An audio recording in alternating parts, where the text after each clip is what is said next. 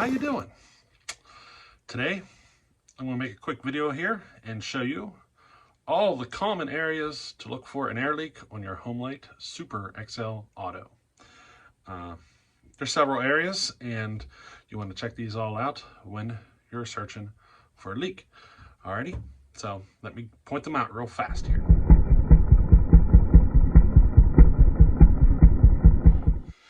So you should recognize this area, right?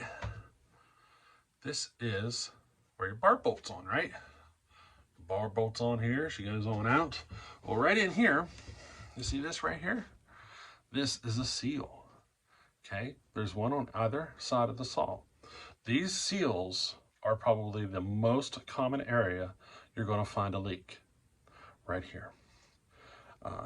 They're made of rubber, you know, they deteriorate over time, and the crankshaft's in there spinning. So they are a high wear item. So these are the first things you're going to want to go for when you're looking to fix an air leak. You also have one on the other side. So this would be directly behind the flywheel. Okay, she's right there. You see it? Got one on the other side. This flywheel side is the least common one to go bad. It's usually the one over here where all the sawdust and dirt get in, and that has a tendency to wear them out the quickest. So, air leak potential at the seals. First place to look, okay? Now, another area will be at the cylinder. So this is where, you know, the whole bottom end is, your crankshaft's in here, your piston's coming up down here. Here's your cylinder, okay? She goes on here like this. Well, this joint between the two, check it for a leak.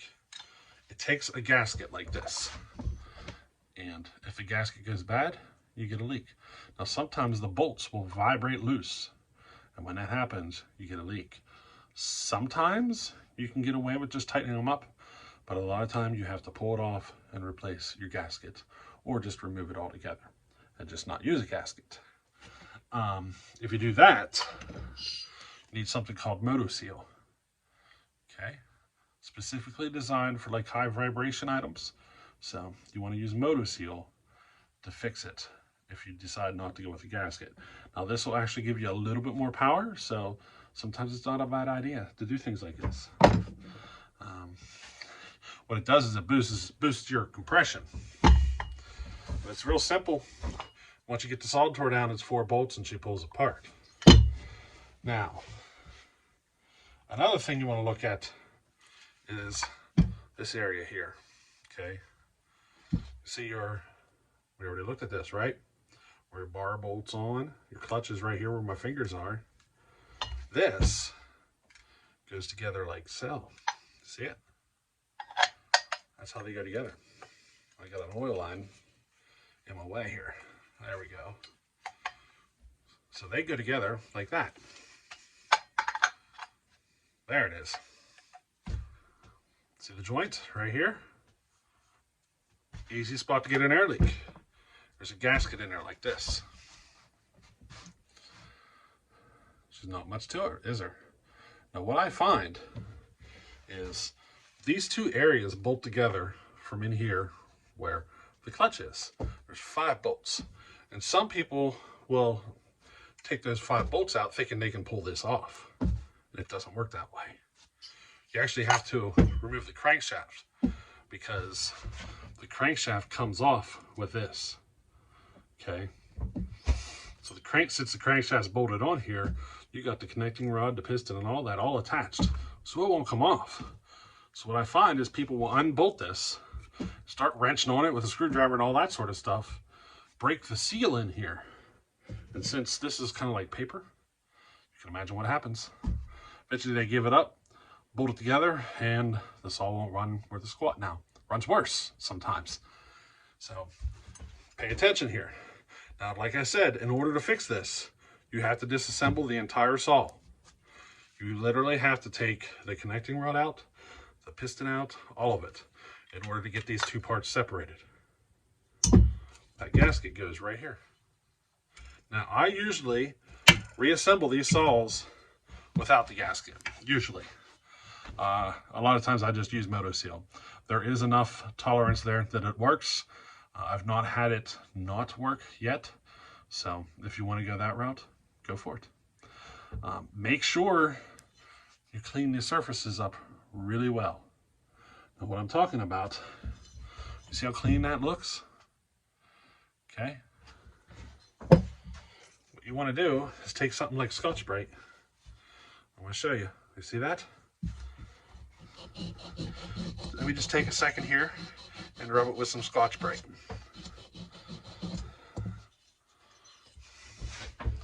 See the difference? Now, which surface do you think MotoSeal or a gasket is going to stick to better? Clean your surfaces. You don't want any gasket material left behind. You want to get them good and cleaned and, you know, anything removed. As you can see, I degreased the living slop out of this engine. When you get them disassembled, clean them. Clean every nook and cranny. Take advantage of the moment, you know? Ready for the next one? Alrighty. So I showed you where the cylinder bolts on. Okay. See how the cylinder bolts on? We're right up here. See our handle? That's where the handle goes. It's just starting to look like a saw now, right? See, the handle goes there. This goes there. Oops.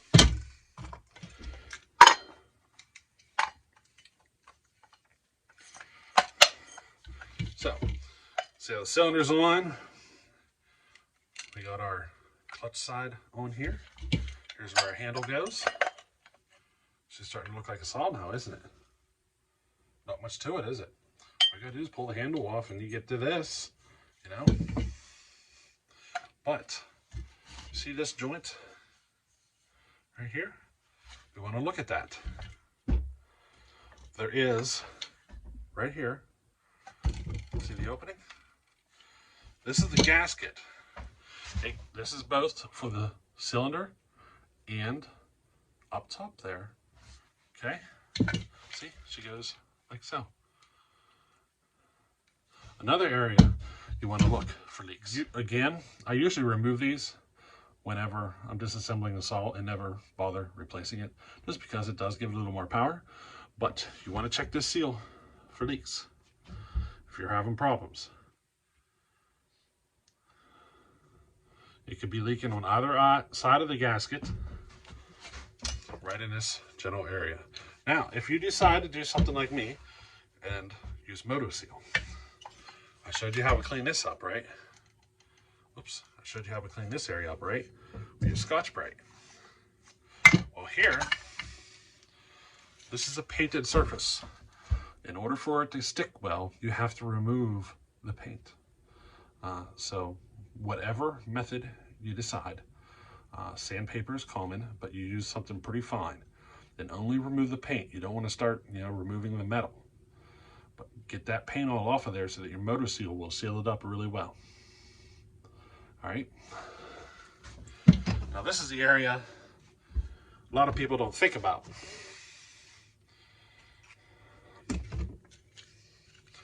You see in here, there's another gasket. What do you think we should do there? Probably clean it up and replace the gasket, right? Now here's the carburetor. I got it upside down. So here's the carburetor. She goes in there like so. Let me see if I can get it in there right. There it is. See how the reeds kind of stick there? We got all these joints up here that need to seal.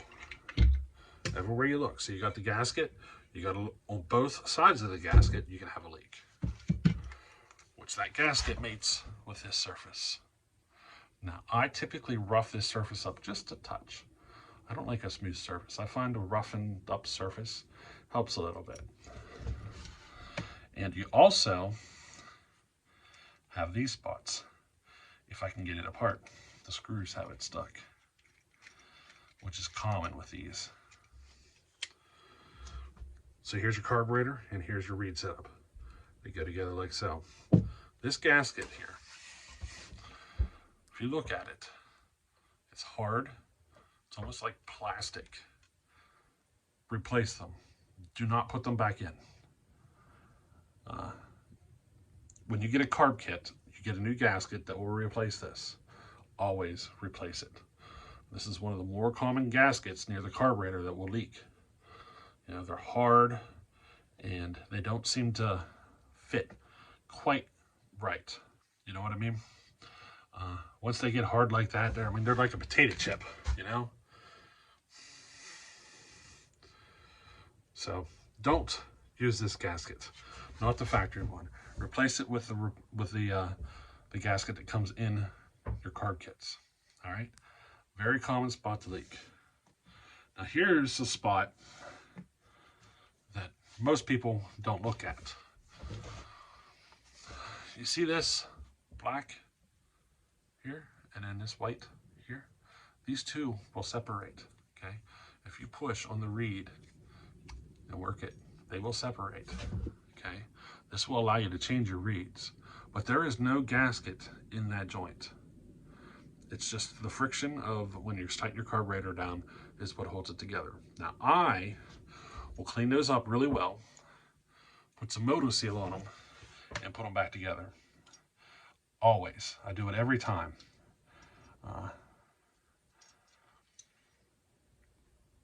Is it a common spot? Maybe for a small leak. Probably not a big leak, but it's not a bad idea to replace it or to fix that. Okay. The way they made up, it's a hard plastic surface against a hard plastic surface. And I find that it's not exactly the ideal situation to mate these two surfaces together and not have a leak. All right. So these are all the most common areas that you'll have an air leak on your Homelite Super XL Auto. So the easiest way for you to test for an air leak, if you don't have an actual tester, would be to use some brake cleaner or something similar. And what you do, you take it and you spray all those seams that I told you about. You'll know it if there's an air leak. It'll stick out like a sore thumb. If you're using like a starting fluid, it'll rev way up through the roof, so you try not to use a starting fluid. You want something that'll shut the saw off is what you want to use. So if you're using brake cleaner, you spray that seal, and that saw will just die right there on the spot. It sticks out like a sore thumb. Now, it might run into some problems though. Especially in these areas here. It is common for these saws to build up so much dirt and grime that when you start spraying them, you might not get the spray into the air leak. There might be too much dirt build up, especially at this one here. Okay, because this is hidden by your fuel tank. If you get a lot of dirt and grime in there, you can spray all you want, and there's a good chance that it will not get in there. So sometimes you have to disassemble and just go over everything. Sometimes you have no choice. It gives you a good opportunity to tear the saw down, give it a good cleaning. So just prepare yourself. There is that possibility that you have to tear the saw down to find it. Sometimes the spray doesn't work, and it's mostly because the saw is just too dirty. You can even build up so much carbon around here, especially here by the exhaust. If it's leaking a little bit, you can get a pocket of carbon in here that'll prevent your spray from getting in there really good. So be prepared for that. Now when you're spraying here for this seal, you have an oil pump right over top of it. You have a clutch over top of it, all that stuff. So sometimes the spray is not going to work here either. You know, you can have dirt caked in here around a clutch, all sorts of stuff, and you cannot get your spray in there to work. So sometimes you have to just go ahead and disassemble. This is the most common seal to go bad. So it's not a bad idea to replace it. You know, the saw's 40 years old. Has the seal ever been replaced? You know, it works kind of like windshield wipers. So how well will your windshield wipers work after 40 years? Even if they're soaked in oil, how well will they work? You know, it's not a bad idea to just replace them. Now, if you're not sure how to pull the saw apart at all, I have a video that I put up recently, how to tear down the Homelite Super XL Auto. It's a full disassembly of the saw, all in video, so you'll be able to follow step by step and see how I tore it down. If you want to put it back together, you can either watch that video and figure it out in reverse, or when I'm done, I'm going to make a video of the whole step putting it back together. So it'll be like how to reassemble the Homelite Super XL Auto or something like that.